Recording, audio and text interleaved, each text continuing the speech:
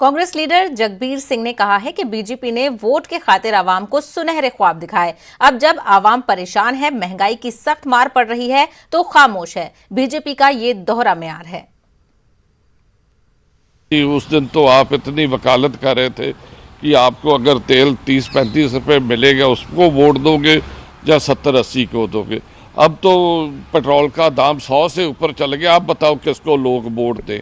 सो मैं समझता हूं कि ये बीजेपी और नरेंद्र मोदी सरकार की बहुत बड़ी विफलता है जिसमें इन्होंने प्राइस कंट्रोल नहीं करे। हैरानी वाली बात यह है कि अगर केंद्र सरकार ने एक्साइज ड्यूटी पेट्रोल पे कम करती है, एडिशनल एक्साइज ड्यूटी कम करती है, जो एक्साइज ड्यूटी है उसका कुछ हिस्सा स्टेट सरकार को उसका टैक्स का जाता है, मगर इन्होंने वो ख़त्म करके उतना ही सेस लगा दिया। ये नहीं कि उसका जो लाभ है वो उपभोक्ता को पहुंचे, वो नहीं किया, एक सेस लगा दिया। सेस लगने से क्या होता है कि जितनी कमाई आती है वो केंद्र के पास जाती है। ये सरकार फेडरल जो हमारा ढांचा है देश का, उस पर भी चोट मार रही है।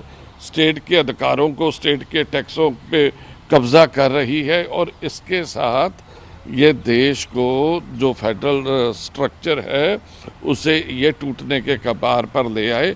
ये सबसे खतरनाक खेल है जो ये सरकार खेल रही है और इसकी जितनी भी निंदा करी जाए उतनी कम है।